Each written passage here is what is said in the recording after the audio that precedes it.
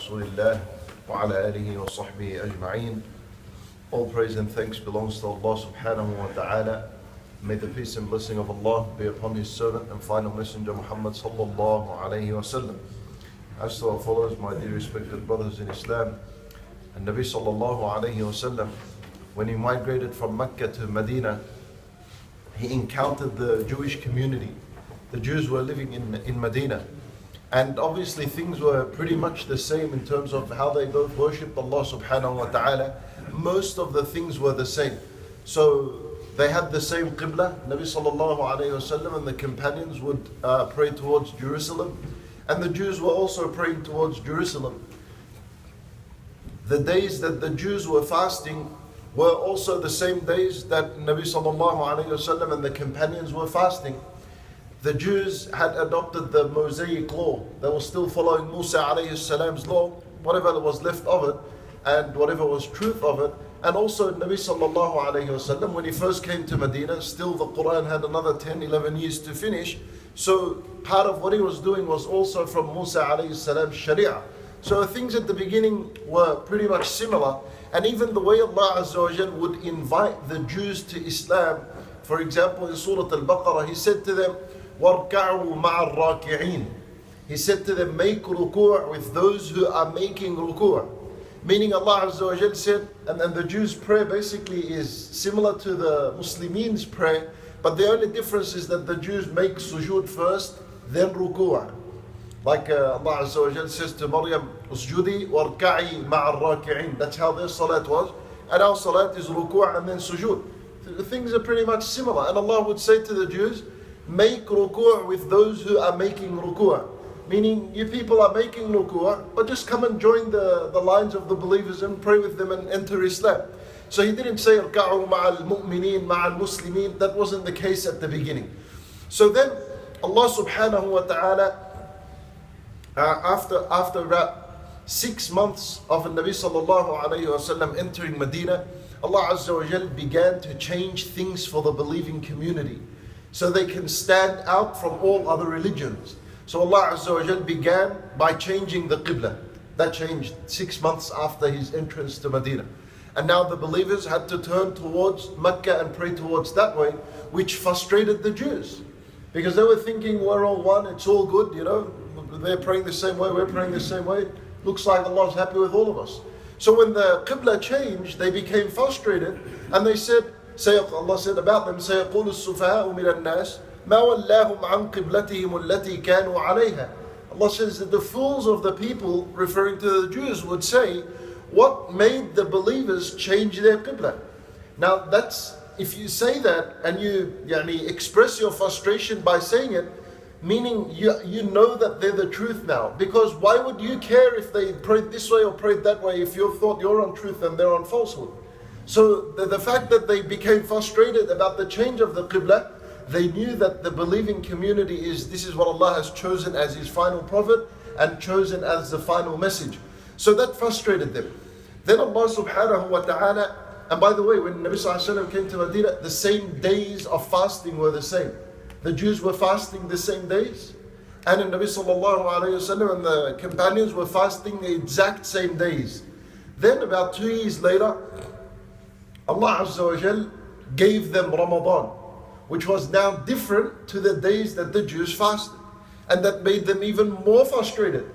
And with that, Allah subhanahu wa ta'ala declared Islam as a separate nation and established it separately, and it stood out among all the religions that existed in the Arab Peninsula and in the entire world.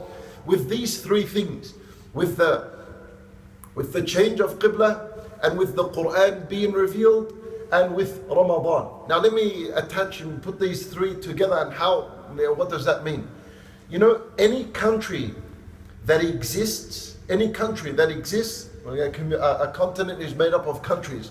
For a country to be known as a country, two things have to be in place.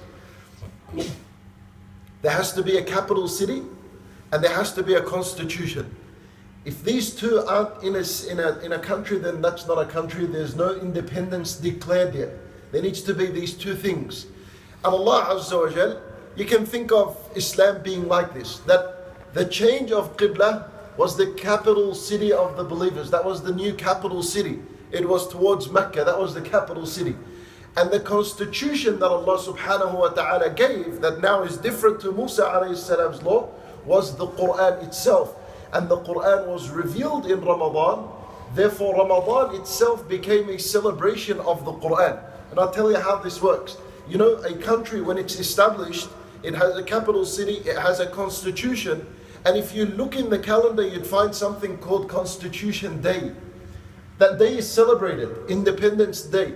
That day is celebrated. In some countries it's a public holiday, in other countries it's just a day that's recognized as this is the day we declared independence and this is the day we announced our new constitution. The Quran, subhanAllah, in Ramadan works similar, the similar idea. Think of Ramadan as being the constitution day, but it's celebrated over 30 days.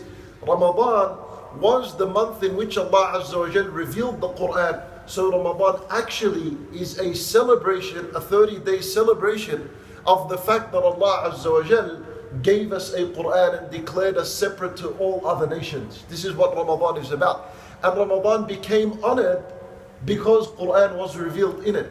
And especially Laylatul Qadr had this enormous virtue and status because the Quran was revealed, especially particularly in that night. Inna anzalnahu fi Laylatul Qadr. That's why we hear about Laylatul Qadr and better than 1,000 months of worship and everything we know about Laylatul Qadr. Why was it given that honor as opposed to all the other nights of the year? Because the Quran began in that night. And just like you all know, the day of Arafah is also an honored and a blessed day and a day of virtue. Why was Yawm Arafah given this blessing and this honor out of all other days? Because the Quran was concluded on that day. The last ayah, Al-Yawma akmaltu lakum deenakum, to the end of it, was revealed on that day. So that day had to stand out because it's the day when Quran was revealed. Laylatul Qadr had to stand out because that was the night in which Quran was revealed. So the Quran being revealed is what honored Laylatul Qadr, and the Quran being revealed is what made Ramadan a huge and an important month for the believers. So it becomes very important to understand the importance of the Quran during this month. And when Allah Azza wa Jal defined the month of Ramadan, He defined it as saying, Shahru Ramadan alladhi unzila fihi al-Quran. It's beautiful language. He says, Shahru Ramadan alladhi. The word alladhi, anything that comes after it, would be a definition of what just came before. Alladhi means is defined as. So this is Allah's definition to Ramadan. Some people, when they think about Ramadan, thinking about fasting, about invitations, about Salat al-Taraweeh, where is he going to pray, about how am I going to read the Quran during this month, and Adhkar, and people are thinking all sorts of things. Where am I going to pray?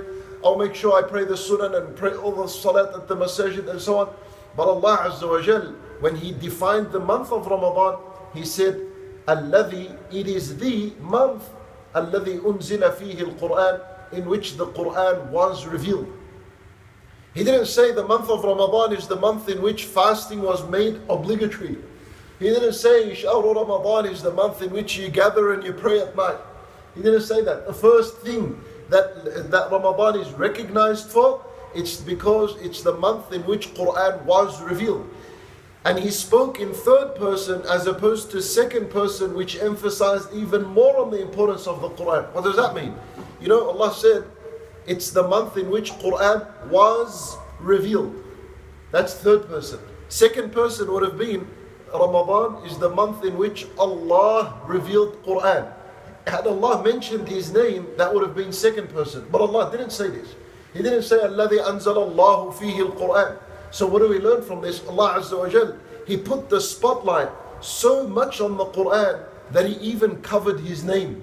He even covered His name. That's what third person implies, that the emphasis is so much on the Quran.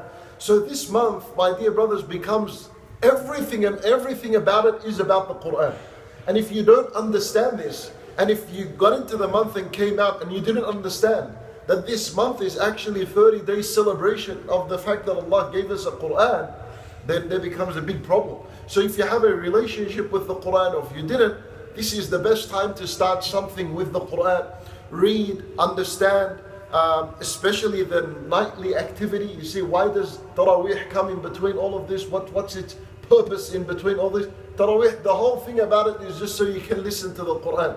That's why it was made at night, not during the day, because at night you've rested, you've relaxed, noise outside is quiet, your mind is empty, it's not busy like during the day, and now you're prepared to listen to Quran. So that's why the Taraweeh was there, so you can listen to the Quran. So this becomes very important. So the advice is that push this idea into the house, make sure your children know about it, that the month is about the Quran. Read the Quran in this month like you have never read before or after. It should stand out. To the fact that your children should be asking and questioning, why are you always carrying this book? Why are you always reading this? If they question you that, then you're doing all right. But if they don't, then you know that you still haven't really emphasized the Quran in the house. Teach them, make sure they decorate rooms about the Quran. You teach them about the Quran and memorize even something, read something to them, listen together to Quran. This is all about the Quran, right? This is all about it. And Uthman radiallahu anhu, he was always seen carrying the Quran. And then he was asked, why do you always carry this book? But then he said to them, لَوْ طَهُرَتْ قُلُوبُنَا لَمَا شَبِعْنَا مِنْ كَلَامِ اللَّهِ. He said that if the hearts were pure, if they were clean, then we would have never had enough of the Quran. Meaning when you read and you have enough and you say, Allah, enough for today, enough, then that is a sign that inside is still dirty. It's not clean. Because if it was clean, you'd never have enough. The attitude should be that I finished today and I can't wait to open it tomorrow morning. That should be the attitude of reciting the Quran and memorizing. So this is the highlight, the importance of the Quran being highlighted in these ayat. We ask Allah subhanahu wa ta'ala to make us people of the Quran, people who benefit from the reminders of the Quran.